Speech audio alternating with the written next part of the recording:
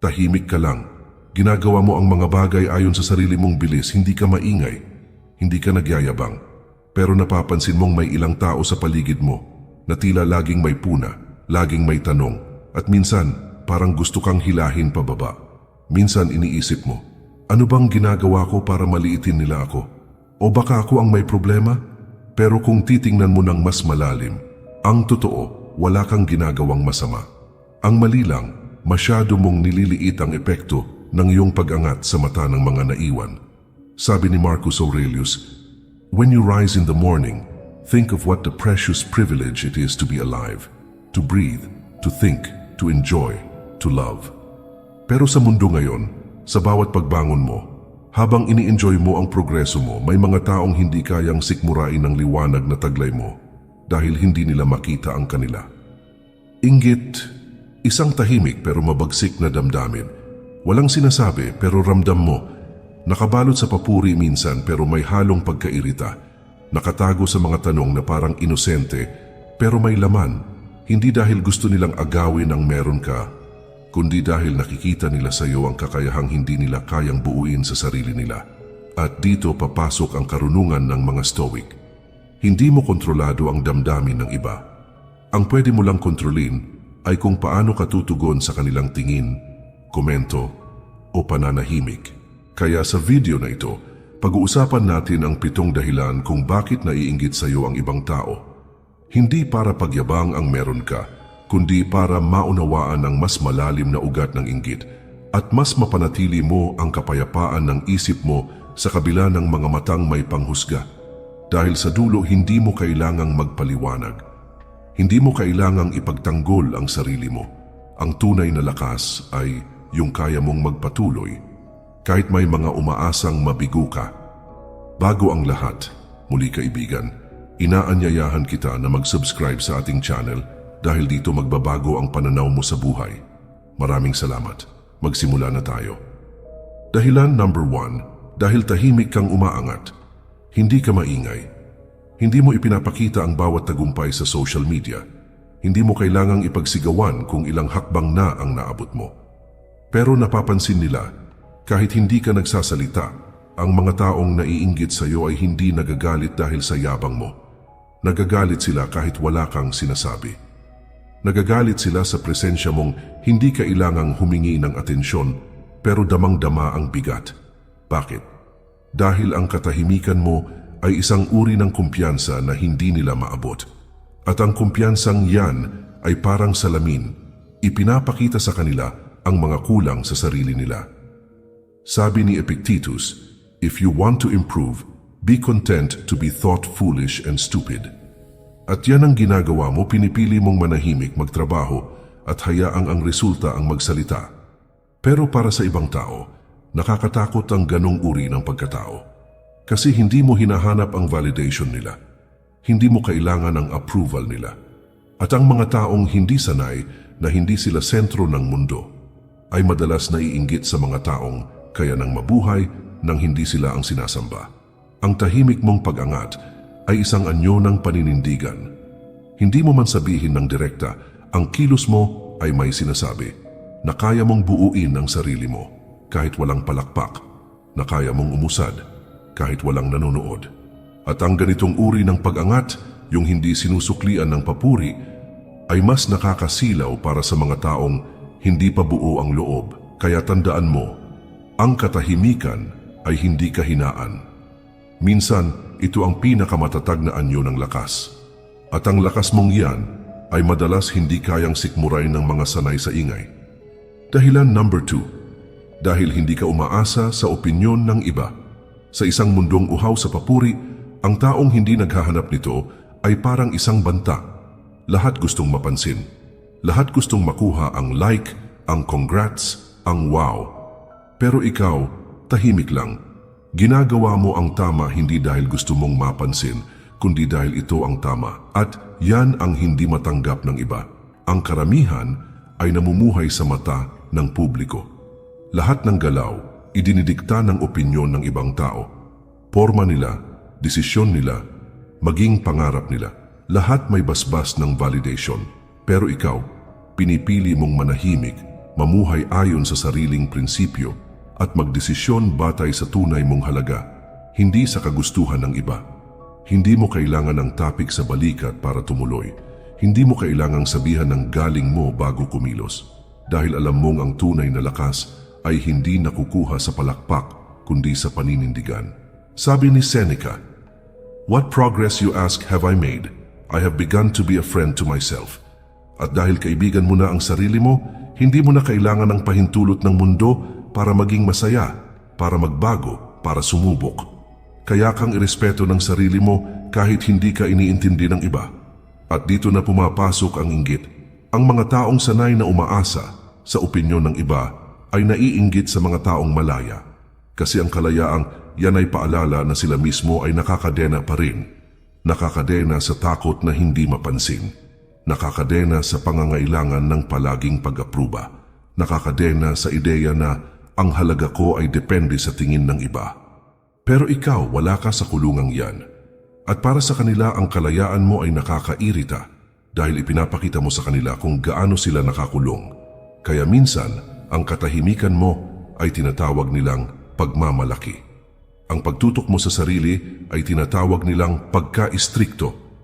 Ang disiplina mo ay tinatawag nilang pagiging mayabang. Pero huwag mong hayaang guluhin ka ng maling interpretasyon. Dahil ang taong may kapayapaan sa sarili ay laging mukhang arugante sa mga taong hindi pa buo. At sa dulo, ang mahalaga ay hindi kung anong tingin nila sa iyo, kundi kung anong tingin mo sa sarili mo kapag tahimik na ang lahat. Dahilan number 3. Dahil marunong kang magbago habang sila paulit-ulit pa rin. Isa ito sa pinakamahirap tanggapin para sa ibang tao, ang makita kang nag-i-evolve habang sila'y nananatiling pareho. Na habang sila'y kumakapit sa dating bersyon ng sarili nila, ikaw naman ay tahimik na lumalampas sa mga limitasyong dati mong kinakahon. Ikaw ay gumagalaw. Hindi dahil gusto mong iwan sila, kundi dahil pinili mong yakapin ang pagbabago, kahit masakit, kahit mag-isa. At iyan, ang hindi lahat kayang gawin. Ang pagbabago ay hindi glamoroso. Walang palakpak sa gabi-gabing pag-aalinlangan. Walang kamera sa likod ng mga tanong mo sa sarili mo kung tama pa ba ang landas na tinatahak mo. Walang aplos sa pagbitaw mo sa mga bisyo, sa maling relasyon, sa dating ugali mong akala mo noon ay ikaw na talaga. Pero ikaw ginawa mo pa rin. Pinili mong harapin ang sarili mong anino. Pinili mong yakapin ang pananahimik para linangin ang iyong loob. Pinili mong hindi manatili sa comfort zone kahit ramdam mong baka mawalan ka ng karamay sa proseso. At doon nagsimulang sumama ang loob ng iba. Hindi dahil sinaktan mo sila, kundi dahil ipinakita mo sa kanila kung gaano sila natakot magbago. Sabi ni Marcus Aurelius, "If someone can prove me wrong and show me my mistake in any thought or action, I shall gladly change. I seek the truth, which never harmed anyone. The harm is to persist in one's own self-deception and ignorance." Ang taong may lakas ng loob na baguhin ang sarili ay banta sa mga taong namumuhay pa rin sa ilusyon ng comfort. Kaya nga't kahit wala kang sinasabi, naiinggit sila sa iyo.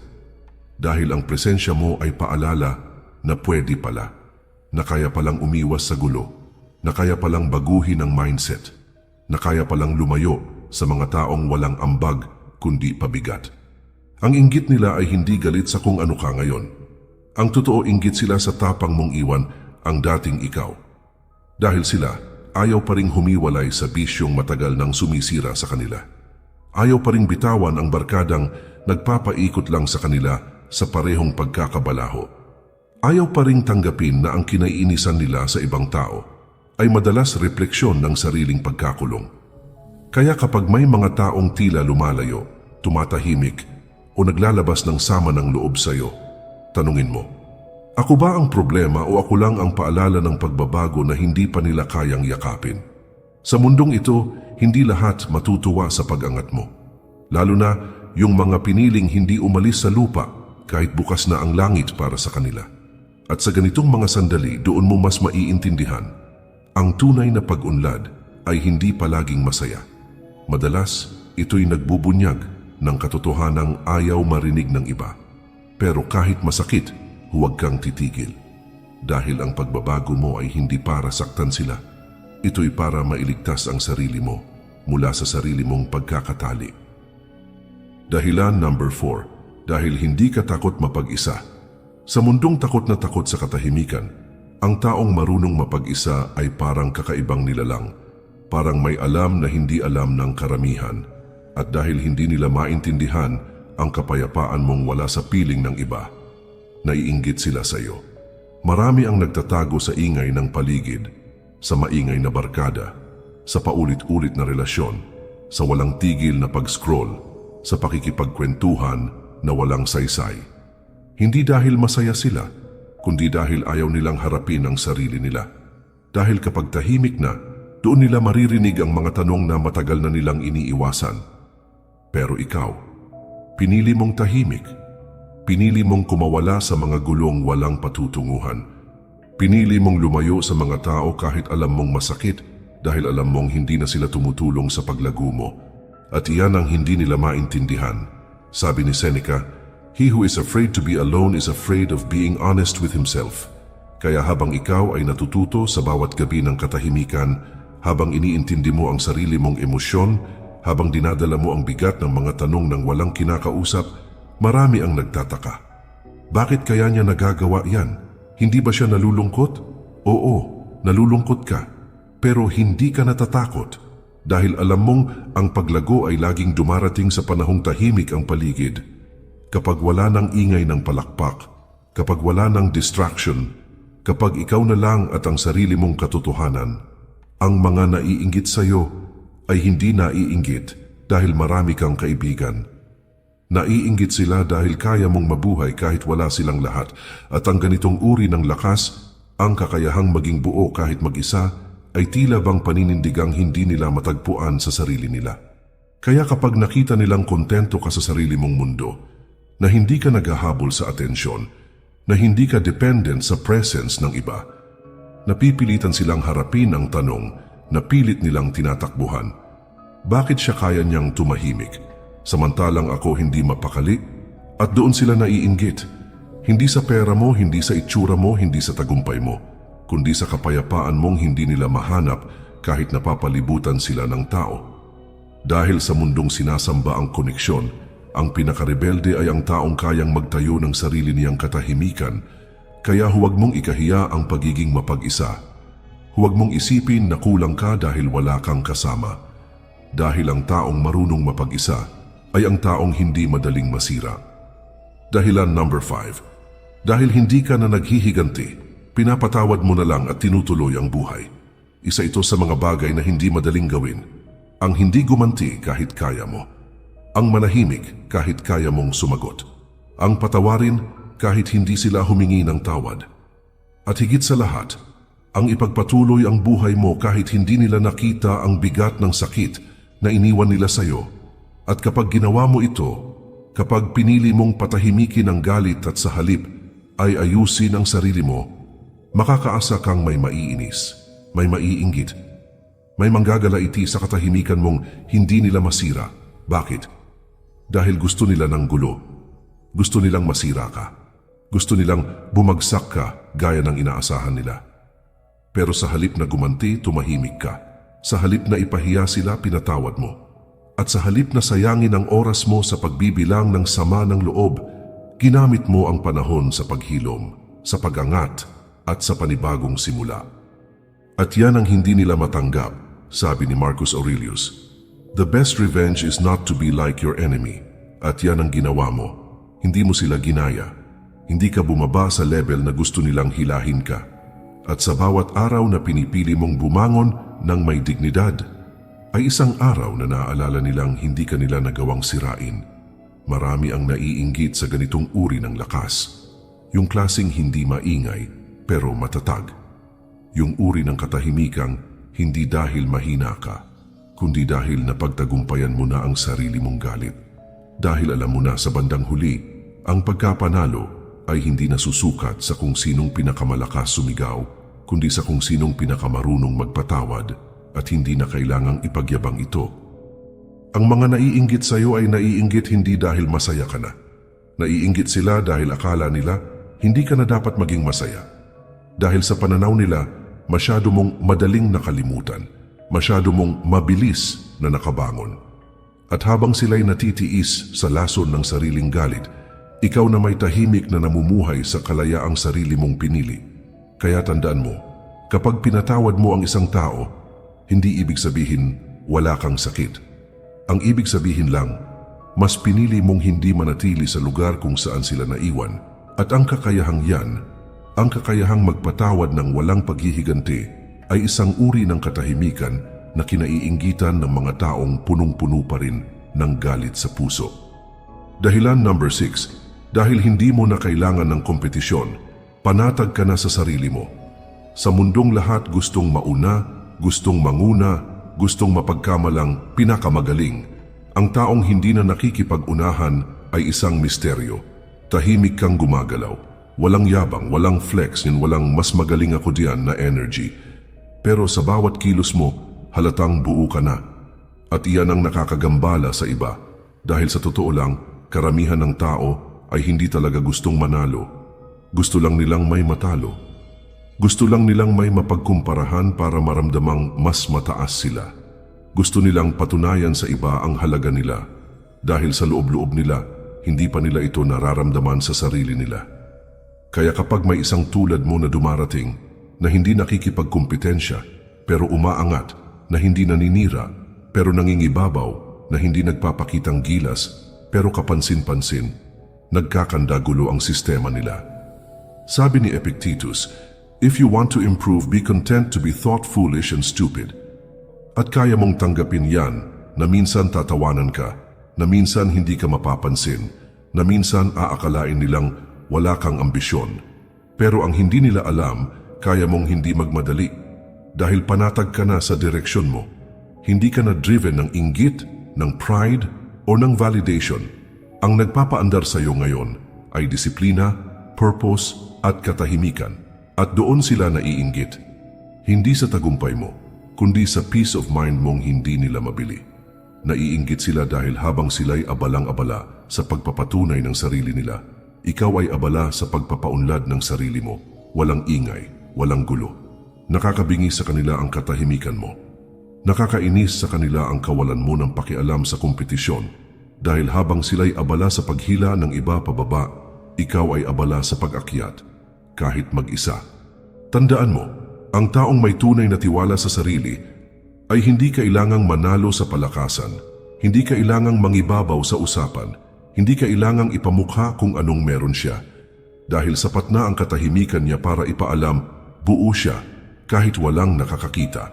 At sa mundong puno ng ingay at kompetisyon, ang ganitong klase ng katauhan ay tila isang hamon, isang salamin na nagpapakita kung gaano pa kaliit ang tingin ng iba sa sarili nila. Kaya kapag nararamdaman mong may naiinggit sa'yo, kahit wala ka namang ginagawa, malamang ay dahil wala kang intensyon mangibabaw. Pero ikaw pa rin ang lumilitaw, at sa totoo lang, walang mas nakakainis sa taong hindi mo matalo, kasi hindi naman siya nakikipaglaban. Dahilan number 7, dahil natagpuan mo na ang layunin mo, at hindi na ikaw ang lumang ikaw. Ito na ang dahilan na hindi masabi ng marami, pero damang-dama sa bawat tingin, kilos, at katahimikan nila sa paligid mo. Tahimik kang pinagmamasdan, tahimik kang kinaiinggitan, hindi dahil sa kung anong meron ka, kundi dahil sa kung sino ka na ngayon. Nakita nila kung saan ka nagsimula. Kasama ka nilang naligaw, nagkamali, tumawa, lumuha. Nakita nila ang mga araw na bagsak ka, ang mga gabing puno ng tanong ang mata mo, ang mga panahong kahit sarili mo, hindi mo na maintindihan. At ngayon, tahimik kang tumindig, tahimik kang binuo ang sarili mo. At higit sa lahat, natagpuan mo na ang layunin mo. Hindi mo man ito ipinagsisigawan, ramdam sa bawat hakbang mo na may direksyon ka na. May dahilan ka na kung bakit ka bumabangon. Hindi ka na basta-basta sumasabay sa agos. Alam mo na kung para saan ka nabubuhay. At ang ganitong klase ng kalinawan ay isang uri ng kapangyarihang hindi lahat handang makita sa isang taong dati nilang ka-level. Kasi ang tagumpay mo ngayon ay hindi na aksidente, hindi na tsamba. Ito ay bunga ng intensyon, disiplina, at paninindigan. At kapag may taong ganyan, nagiging paalala ito sa iba kung gaano pa sila kalayo.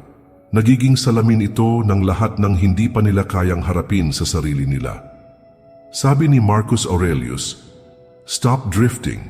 You've wandered enough. Wake up. Show yourself. You're not a child anymore." At yan ang ginawa mo. Nagising ka. Hindi na ikaw ang taong palaging naghihintay ng direksyon mula sa iba. Hindi na ikaw ang madaling hilahin ng opinyon ng mundo. Ngayon, ikaw na ang gumagawa ng sarili mong landas. Kaya't kahit hindi nila aminin, may kirot sa loob nila sa tuwing nakikita kang kontento, malinaw at buo. Dahil alam nila, ikaw, natagpuan mo na ang sarili mo. At sila, nasa gulo pa rin ng pagkakaila, ng pagpapanggap, ng pakikisabay. Kaya minsan, ang inggit ay hindi mukhang galit. Minsan mukha itong tahimik na paglayo, mukha itong biro na may sundot, mukha itong, "Uy, nagbago ka na may halong panunumbat. Pero ang totoo, hindi ka lang nagbago. Lumaya ka. At ang kalayaan mo, ang linaw ng direksyon mo, ang katahimikang taglay ng isang taong buo na, ay bagay na hindi nila matanggap dahil ito'y paalala ng lahat ng takot pa rin nilang harapin. Kaya kapag tinanong ka, bakit kaya parang naiinggit sila sa akin, wala naman akong ginagawang masama. Ito lang ang sagot. Kasi ikaw na ang naging taong akala nila sila ang mauuna. Kapatid, kung umabot ka sa dulo ng video na ito, marahil isa ka sa iilan na hindi takot harapin ang katotohanan na hindi lahat ng katahimikan ay kapayapaan at hindi lahat ng pagngiti sa harap mo ay tapat. Ang inggit ay hindi palaging sigaw. Minsan, ito'y bulong, tahimik, mapanlinlang. At kung hindi ka matatag sa sarili mo, madali kang madadala ng mga tinging may halong pagdududa. Pero ngayon, alam mo na, hindi ikaw ang problema. Ikaw ang paalala ng kung anong posible. Ikaw ang ebidensya na ang katahimikan ay hindi kahinaan, kundi lakas na bihirang maabot ng ingay. Kaya huwag mong hayaang patayin ng inggit ng iba ang apoy sa loob mo. Panatilihin mong buo ang tiwala mo sa sarili. Ipagpatuloy mo ang landas mo kahit hindi ito maintindihan ng iba. At kung naramdaman mong tumama sa iyo ang mensaheng ito, huwag mong hayaang dito na lang tumagtapos. Mag-subscribe ka ngayon, hindi lang para sa susunod na video, kundi bilang paninindigan na pipiliin mong lumago kahit sa mundong madalas ay gustong hilahin ka paatras. Dahil sa dulo, ang stoic ay hindi lang yung tahimik. Ang tunay na stoic ay yung kahit na naiinggit sa kanya ang mundo, ay marunong pa ring manahimik, magpatawad at magpatuloy.